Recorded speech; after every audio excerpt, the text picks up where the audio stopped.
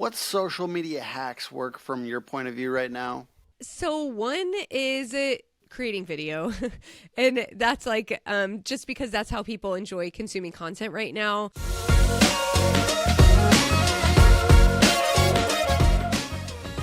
Hey, how's it going? It's Tim Brown, and this is the Plumbing and HVAC Hustle podcast. And today I've got Jen McKee from Keyheart Media on again. How you doing? Good. I'm so happy to be here again. I loved being on your podcast last time. And we're talking about social media hacks that actually work.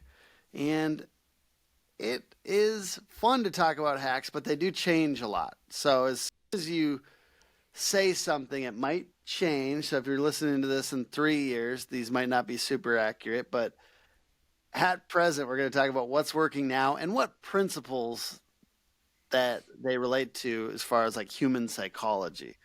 So, Jen, what frequency would you recommend for posting on social, and where would you focus as far as platforms for a contractor? Yeah. So I'm going to give you two answers because in marketing, things are always gray. So the first answer is couple times a week, right? So for our clients, we're posting 5 days a week, usually Monday through Friday. Some of our clients, we post more than that every day, meaning like 2 times a day. But if you can come up with a consistent amount that you can consistently do over time, that's going to be the biggest thing to improve your visibility. So if you can post 2 to 3 times a week, make sure it's in your calendar and do it every single week, every single month. If you can do more than that, if you have more support on your marketing team to get more content out, that's going to benefit you in the long run. Is there such thing as too much posting? No, I don't think that you can post too much content. I personally am posting 7 to 10 times a day on Facebook, and on all of the other platforms. I have multiple accounts, like for the podcast, for the company, for my personal brand, and then a lot of that content is shared all throughout all the other accounts. So there's more than just 10 pieces of content going out every day. I do have support with that. When you look at some of the marketers that we really look to as being leaders in visibility, in social media, and in marketing, they're posting 200 times a day.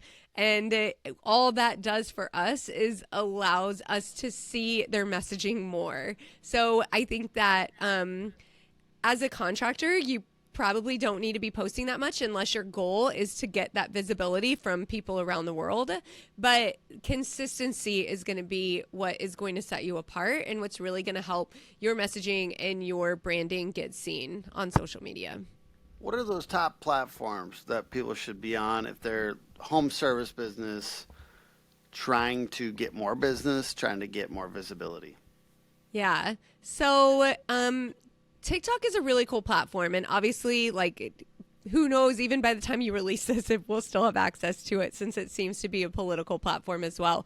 But what's really cool about TikTok is the algorithm is so different than the meta platforms like Facebook and Instagram, in that TikTok shows you content based on what you like, not who you know. So on Facebook and Instagram, you see content from people that you're following, and even then, you only see about 10% of their content, depending on how good the engagement is. So if you put a piece of content out there, you have 1,000 followers, it's probably only getting shown to like 100, 200.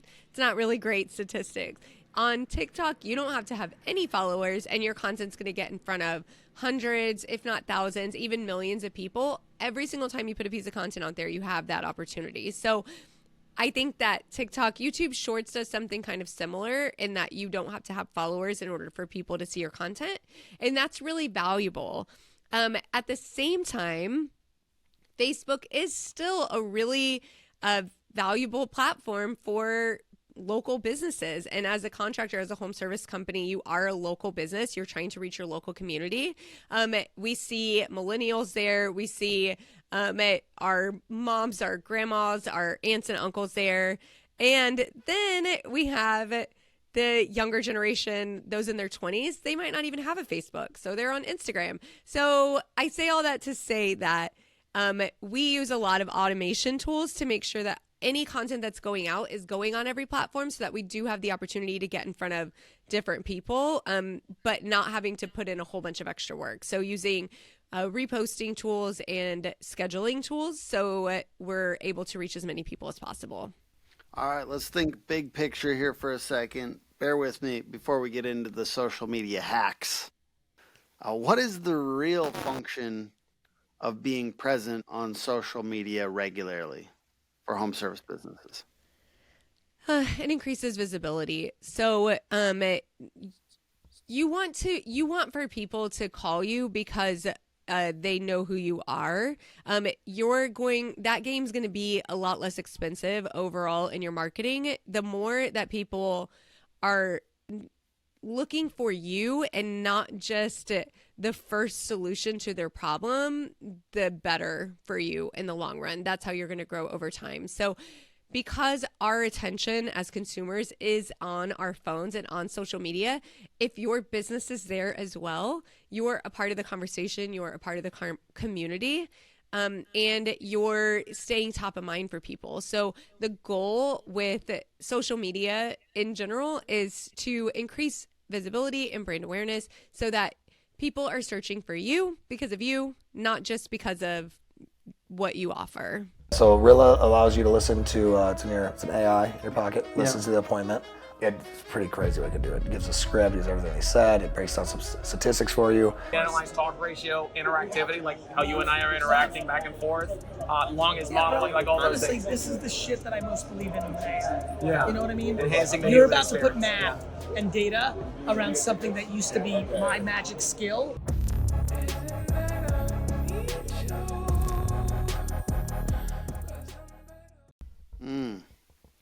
What social media hacks work from your point of view right now? And what kind of principles do they demonstrate? But let's just start with the hacks. What is like a hack that works right now? So one is creating video. And that's like just because that's how people enjoy consuming content right now. I think another thing about creating video is that there is an authentic quality that can't be replicated with AI very well. I mean, there definitely is some, but you're able to show your personality, show your expertise, have a little bit of fun, and document what's going on around you. It's easy for us to create video right now. You have a phone, everybody's phone has video capabilities. The video quality is pretty good. And most of the platforms have pretty simple editing tools that you can just like get something out there. And video is also prioritized by a lot of the platforms. They're going to show video more. They're going to show it in different ways in different places. So I think that's a good, easy hack. Can I just Another add one real quick? Yeah. I want to just, on top of that, a friend of mine who's really into TikTok says whenever you have something starting to go viral or like getting a lot of views, go live on that platform because for some reason these platforms love when you go live. And I just want to like note you get more than average people watching the videos when you're live for some reason because they're like, what could go wrong? And then people are interacting with you live, especially if you like respond to them and you start like talking to them as they're commenting or talking in the live. And the other hack, and it's kind of a brain hack, is that you don't have to do a bunch of editing on a live video. Right. So people, I think it's a lower barrier to entry in a way because you don't, I do it sometimes even though I've got a video editor because it's not going to take up his time or it's not going to take up my time later editing.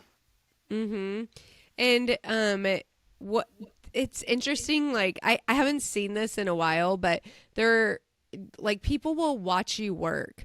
And no matter what you're doing, people will watch you work. And if like I've told some of our clients before, like you could just set up a tripod and like go live for hours while you're doing an install and there's probably like some liability issues with that maybe people don't want on live, but like There was a breakfast restaurant that I used to see like every Saturday and Sunday morning across my TikTok For You page where they were just like live making like bacon and eggs on a flat top. And so it's just like people will watch that and it's interesting. And I've known that from tool videos, because tool videos, for some reason, everyone's entranced. Sometimes they want to correct you. Like, exactly. Yeah, And that's a lot of hack. it. Yeah. Like, and because people will talk about it because they have opinions about when work is being done too. And so the ability, like my thing is like, if people are responding and they're like sometimes negative, sometimes whatever, it's just like drives the algorithm. And Yeah. this new short form video economy, for some reason, that stuff all contributes. Yeah, for sure. And like people, any working video, people are going to comment their opinion on. Even like I posted a video the other day and I misspoke on something, and I realized it right when I said it, but I was like, whatever. I was kind of in a hurry, and I just posted it anyways, and it of course got people commenting because people will just call you out on whatever you say, and I'm like, you're right. I didn't mean to say that. Good work there on figuring it out. Another one, I mean, some hacks right now that I'm seeing is like series, of course. Like if you find something that hits, then you want to do more of it in any way that you can. Like, could you do the same video about something else? Could you do more in depth about the video topic that this was about? And so just like figuring out something that people like and even testing it. If there's a series that you think would be interesting, like test it out. Do it, 5 times and see if it is getting any better, if you're getting any better at putting the series out there. And that's the kind of thing that keeps people coming back because it's like a reason, like you think about creators that you watch, like I watch a creator who does cold calling, which I do not do, and I do not work in corporate sales at all, but I find her videos so interesting and I watch every single one of them just because it's like I like to watch them, Well, so yeah, it's something that risk. people want to come back for. She's risking live, right? Like like I've done that too. I think I've cold called people and done a video with it, and I don't either normally. And I was terrible at it, and people were roasting me. I think what it partly is like, God, they're watching somebody risk. I've seen videos of people door knocking for like, I think roofing, door knocking, and then they're filming themselves. And sometimes something goes wrong. I think everyone wants to polish out anything that ever went wrong out of content, and I think a hack is to not polish out something that normally you would. Yeah, I think that in social media and in marketing and just in general, people really we want authentic things because we don't really trust anything right now. And like AI is not making it any better, And so having and I think that's probably why our content strategy, which revolves completely around using your people and being very not polished, like behind the scenes, casual photos and videos of your day-to-day life. That's what builds trust with people. And it also fits in with what people are sharing on the newsfeed, and it's not fake, and yeah, I think we want real things right now. Agreed. What are some big view numbers or big wins that you've seen on social recently, and what were the posts? Okay. So recently we did have one of our client videos went viral on Facebook, and I really feel for her because people are not being that nice to her. And the video, it was so good, and we knew it was going to be good. We knew it was super controversial. She's a woman-owned HVAC company, and she did a video about how they refused service to somebody because they didn't want her working on their equipment, and she's the owner. And it was like 4:30 on a Friday, so the video was just like, and I don't have to do it on 4:30 on a Friday, and good for her. And as a business owner, you get to have boundaries around the way people treat you, and we should do that for our team as well. And so there was really nothing wrong with what she was doing or saying, but of course there were so many people just like not being kind to her in the comments. And I've seen her, she's done 2 videos like responding to it so far, but I also can just tell that she's hurting. I haven't talked to her. Our account manager is the one talking to her, but you know, and so the video has performed so well, but there's like that part of it too. I just want to shout her out because deep respect. When you put yourself out on video, be prepared. People are weird on the internet. But if you can get over that, it is a superpower as far as views. Yeah. Like I probably had 15 people say something negatively about me this morning. I'm not even worried about it, or I don't care. I literally don't care. I know. It just takes practice not caring. And so like you, Tim, are a creator and you're used to this. And like contractors and home service providers, you're not a creator, and it feels bad. It feels bad to everyone, but like as a creator, we put out so much content and we understand it and we know this is a part of it, and we know those people are just like keyboard warriors and they probably don't have any content out there and they don't own a business and they have nothing on the line. Like they're just being mean for the sake of being mean or whatever. I used to always tell, so my very first plumbing client, we had a lot of content go viral. We got on TikTok really early. And so it was really easy to get views and get followers and stuff. Not to say that it is or isn't now, you know, but it was a different game. Like there were less advertisers. It was just a totally different platform. But I used to always tell her, I think it's a Dan Kennedy quote of like, if you're not pissing people off, you're not doing it right. Like you're not reaching enough people. And that's the whole thing with marketing, is that you have to be a little bit, in order to make an impact, sometimes you have to be a little bit controversial. Like you think about Wizard of Ads. I don't know how many of your clients work with Wizard of Ads, but on social media, a lot of our Wizard of Ads clients, like people are passionate about the content that they put out, like their video and TV commercials, and they comment on our social media posts about their video and TV commercials. And there's nothing like inherently wrong with any of them. They just might be, they get stuck in your head, or they might, you know, like they have little things about them, but they touch people in a way that makes them want to react. And that's so powerful. And so sometimes that reaction isn't a good one, but that doesn't necessarily mean that it's bad. Well, there's irritation advertising, right? Which is kind of, I've had a client in company in our area who had a Wizard of Ads ad. It's intense. It's intense. Yeah. And I think it's on purpose irritating, to be honest with you. And I think like I've taken note. Irritation advertising works because it's, my wife was talking about that ad. And I think that it gets stuck in your head. There is a principle there with social media. Like if you look at, and I'm not telling you to do this, but it is a hack. There's something that people are doing now called rage bait on social media, where they're intentionally. But I feel like that's still a lot of money chasing these transactions. You know, there's still really good outcomes out there for sellers. It's good to have someone like us in your corner because we're not emotional, but guess what? When you're selling your business, it becomes emotional, and so it's really good to have an intermediary, you know, there every step of the way. www.sfpadvisors.com. All the contact information is directly on the website. That's like inauthentic. Oh, I think that's different than like what Wizard of Ads does, because Wizard of Ads works hard to be super authentic in their advertising. You know, they do so much background.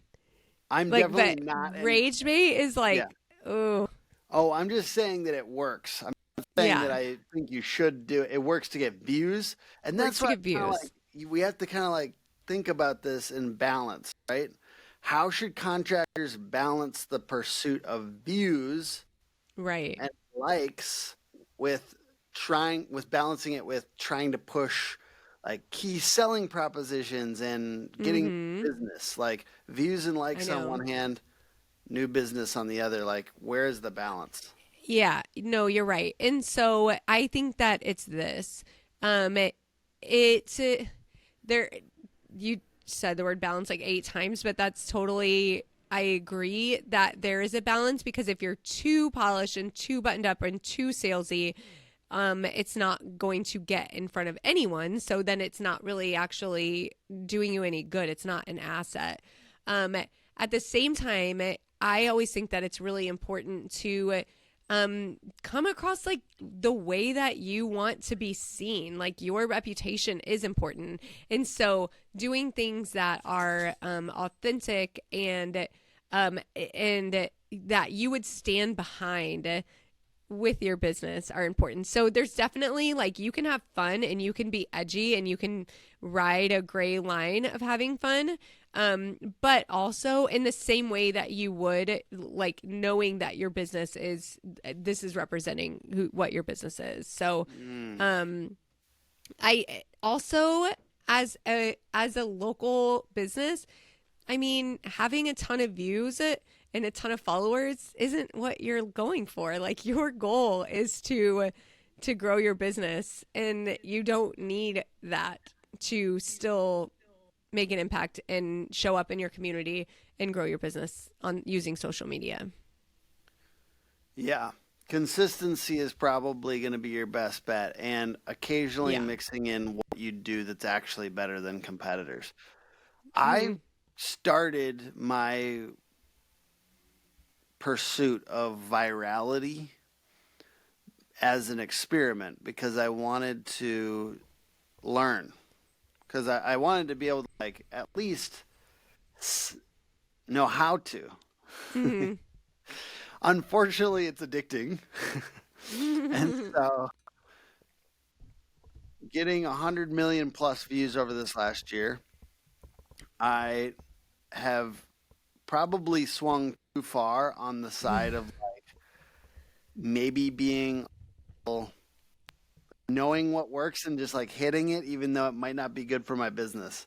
So I have temptation to sometimes just hit that note, which I think that everyone should watch for. I think that, so I can be a cautionary tale for you that I think you should watch for sitting over on the, like, I want to get crazy views side of it, and not being a fiduciary responsible business owner that wants to get through it. Like, we want new business. That's, like, the main thing, right? We want new business. Yeah. Social Yeah. media is kind of like, can be a wild goose chase. I mean, yeah, I that's why, I know you haven't talked about this yet, but that's why I think personal branding is really, like, the biggest thing right now. And for me, and obviously, like, as an agency owner, it's different, but it's not. The tactics that you use for your personal brand are the same. It's just like, your audience is different, but utilizing your personal brand as a contractor is huge and a really, really great way to stay top of mind and be consistent. And we actually look at the same strategy for personal brands as we do for businesses, and it's still like 50% of your content is, like, relatable, who you are, telling your story, being in the community, sharing the things that you're doing in the community, engaging with other people who could be potential customers of yours. And you still can add salesy content, but it looks different. And so sharing videos of, like, what you're doing on the job, what you're doing in the office, what your team is celebrating, all of these things, like, continue to put your business top of mind in your personal brand, but it doesn't come across as salesy at all. And then, like, the virality doesn't really matter, because it's more about the visibility that you're getting in front of your community that you want to work with you, rather than like, the views on social media, which views are fun. Like, anytime we have viral videos, they're always fun, and we celebrate them, internally and with our clients. But, like, you said this, Tim. I've quoted you multiple times for this, but like, I quoted you in my book that I'm writing. I've quoted, like, my ChatGPT knows that you've said this, but that like it's way more important to have 1 million videos with 100 views than one video with 1 million views. And I see that in our clients' content. Like we get 1 million view videos, but like that doesn't blow up the business. But the consistency over time on all the platforms and people are seeing them every single day, that's what drives business. And I think what I was trying to get at with that is that if somebody does see your videos like 100 times and you're just basically famous. Like you see this, right? Like you see this, and I'm not like saying this is like a huge crazy thing, but you see this when you go to a trade show and people feel like they know you and you've never met Oh them. yeah. Oh, for sure. And I mean, but I then do the you same go- thing. What's that? I do the same thing. Yeah. Like, oh, we're friends on social media. Yeah. Like I see your content everywhere, but I don't really know you. And they can do this in their local area. It's like being 100%. locally famous. Like it's kind of cool once you see it. Once you have this happen to you and somebody comes up to you and acts like they know you because they've seen all your videos, you will see that this is very good. And just to be like Machiavellian, 48 laws of power here for a second, they will buy much easier from you as well. 100%. 100%. Because and you're completely right.